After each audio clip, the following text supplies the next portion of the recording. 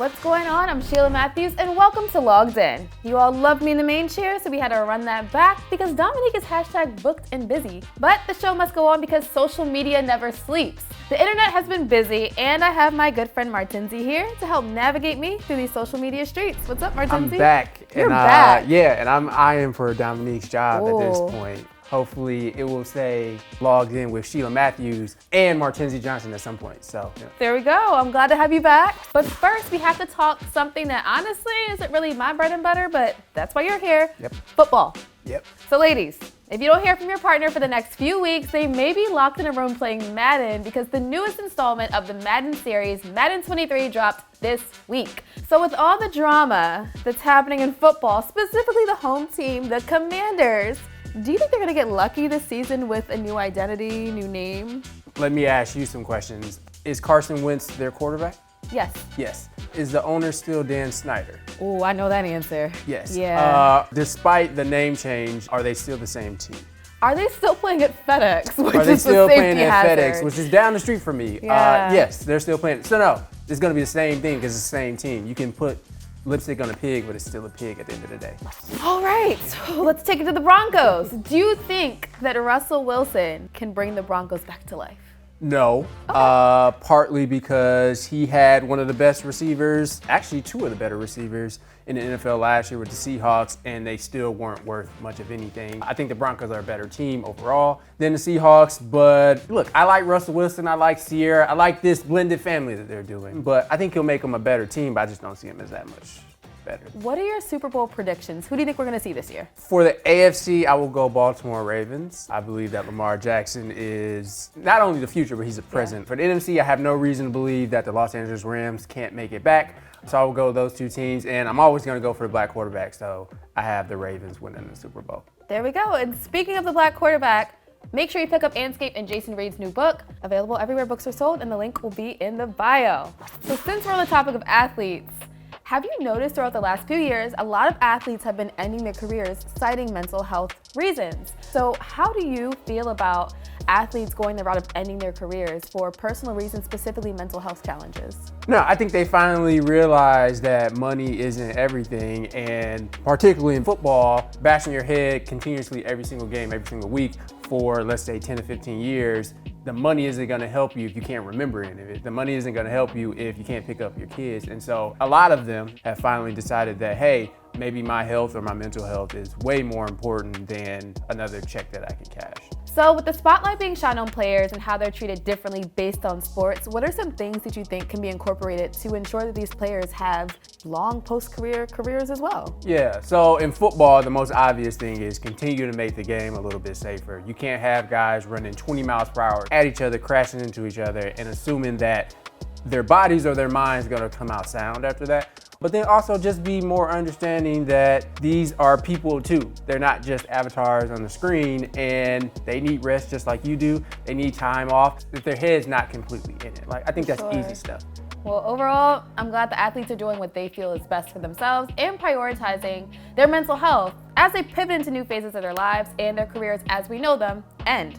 So now shifting gears, 3 years ago, we lost Nipsey Hussle to gun violence in his very own community. This past Monday, August 15th, he would have turned 37, and the LA native received some hometown love as he received his star on the Hollywood Walk of Fame. So as a big Nipsey Hussle fan, I gotta know, do you have a favorite Nipsey moment or just anything that you remember about him? He slapped the taste out of some man's...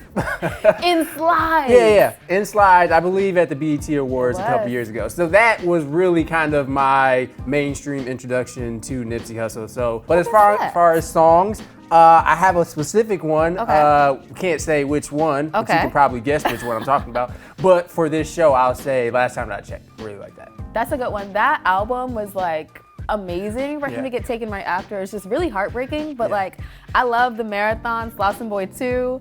And I think my favorite lyric probably is, how long should I say dedicated? How long till opportunity meets preparation? Because he was spitting like, how long sometimes? And when it comes, it comes. And Nipsey was always ready for his moment. Sheila, you know all about like how long? How long is it gonna take? When is it gonna happen? Oh, we knew. Yeah. Well, much like that Nipsey Hussle slap going viral, it's been a few viral trending videos popping up online. Specifically where a man just broke up with his girlfriend because she wore her makeup for 3 days straight. She feels like if he really loved her, he could have told her wash your face instead of breaking up with her. But she said she wanted to get that $150 worth of her face out, but it cost her relationship in the end. What are your thoughts? Could you get with someone who had 3 days old makeup on? I want to say the right answer and say that, yes, I would love this person through and through if they wore makeup for that long. Wow. But I would be lying to you because that just shows me this woman is disgusting.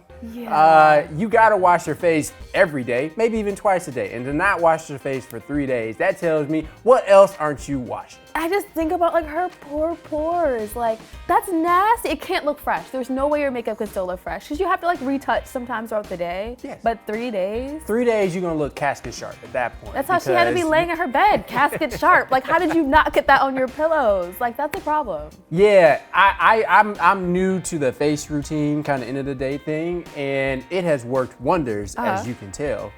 Did we get a close up of the pores? Can we get a close up? It's the Drake face. But yeah, on the flip side though, I saw the video. Her ex-boyfriend has the nerve. Audacity, because this but man, most men do. Yeah, because my man hasn't seen a gym in a few years. It's a lot going on for this couple, so they should probably just love each other for who they are rather than how they look. You know, she just should have taken her selfies like we all do. We pay for those beats and just make the moment last forever. Yeah, just take multiple photos with different clothes on, wearing that makeup, and that's how you make it stretch for 3 days, not literally. Yeah. Well, you know, we're gonna send some prayers out for her pores, and 3-day-old makeup is not the way to go. And Martenzie, I know you may not be much for makeup wear, but I think you'll like this topic a little bit better. We're going to Twitter fingers. Right now, there's a debate going on Twitter that's taking us back to high school. So, you were in high school. Which subject goes with which color folder? See, I went to a different high school than apparently a lot of the internet because the color of my folders didn't really matter. I didn't know where you were going with that. We said I went to a different type of high school. I went to a heavily segregated high school in Milwaukee, Wisconsin, so like you can imagine. But as far as the colors of the folders, it didn't matter because science was going to end up in math at some point, and social studies was going to end up. It didn't matter. And also the folders were like 25 cents. They were gonna be disintegrating by week 2 anyway. So I just picked up whatever was available, and I would try to maybe keep it consistent, but again, by week 3 or 4, it was all hell breaking. Were you the kind who just like was like, I have the homework, and you were like digging through all the folders to find it? All the time. Yeah, see, no, for me, red was math, because I don't like math, so it was like, stop. But you're right, I mean, the internet had a lot to say. I did hop in that Twitter debate too. I think naturally yellow goes with English. Yeah, for reasons, okay. Words of Martenzie, it does not matter which color folder your subjects are in. That topic definitely took me back to high school in a time. But you know who's having a moment right now? Who's that? Megan Thee Stallion. We've been begging Meg to rap, to give us those bars, to give us her influences that we love. And she did all of that, and she took some jabs at the people saying that she wasn't really shot. Yeah, and at this point, as far as getting shot, like, she showed you a photo of her foot. She showed you the doctor's note saying that she was shot. At this point, it's quacking like a duck, so I don't even know why she even needs to, at this point, continue to say, I was shot when she had a hole in her foot. Well, because she's a woman and a black woman in America. You're right, yeah. I don't even know why I said summed it up. Yeah, my bad, my bad. All right, so on the topic of music too, we're gonna do pick one. I have a very obvious answer here, but I'm gonna let you pick first. Return of the Mac. Return of the Mac. This Is How We Do It never stood a chance. Yeah, you could put any other song, it does not matter. Return of the Mac is the greatest song ever created. You can call Mark Morrison a one-hit wonder all you want, but it was the hit of all hits. A hit. Yeah, it's like hitting the lottery on your first time playing the lottery. Return of the Mac is #1. So now I have to know, do you think Return of the Mac is a feel-good cookout song or like a breakup song? Because I feel like it kind of fits both. It's in that same lane as Whitney Houston, I Will Always Love You. If you don't pay attention to the lyrics, it's a very nice, lovely song. And then when you actually do read the lyrics, it's like, oh, he's really returning to being a player, and like, that's not good for everybody else. Kudos to you for the Grammy that you never got, but I'm always gonna petition for it. I don't think this next track is gonna get a Grammy. Is the game's 10-minute diss track on Eminem. First of all, in the year of 2022, why are we dissing Marshall Mathers? Like, I thought that ship has passed. Mariah Carey did it flawlessly. What do you stand to gain from dissing Eminem. And you mentioned it's 10 minutes long. I have a child. I have a job.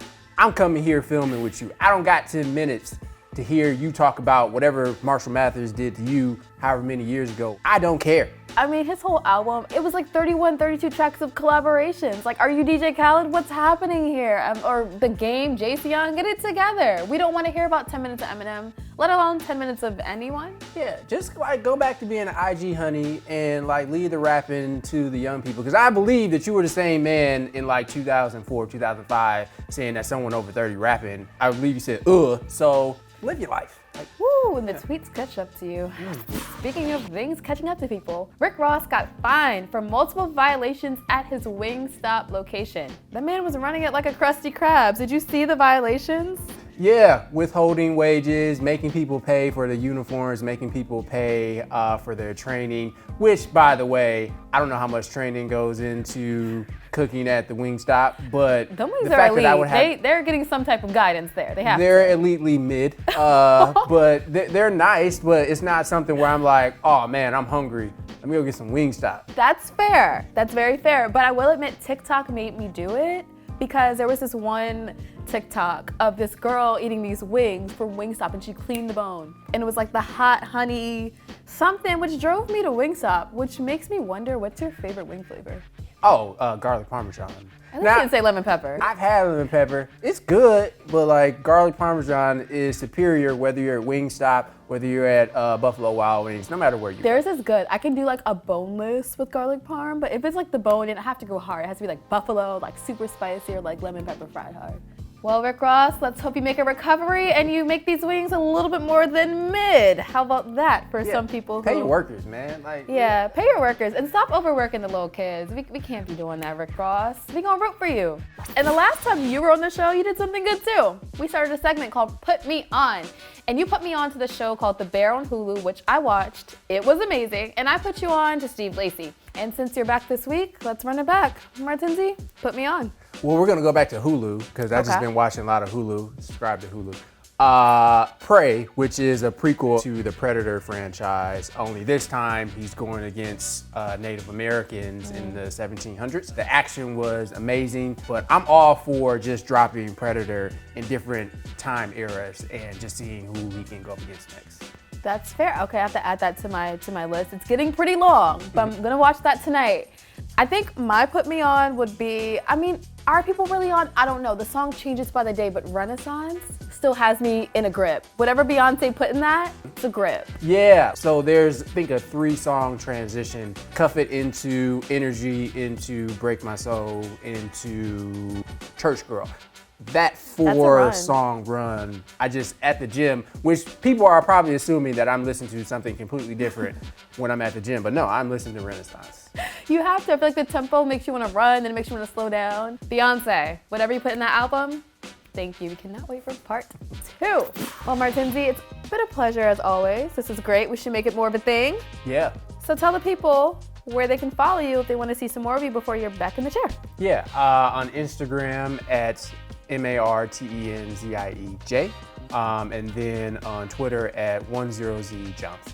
And if you want to follow me, you can find me on Instagram at toldby.she and on Twitter at toldbyshe. As usual, do not forget to check us out on all platforms at Andscape. And remember to give this video a like, subscribe to the channel, and leave a comment about a topic that you would like to see us talk about next on the show. Bye, everybody.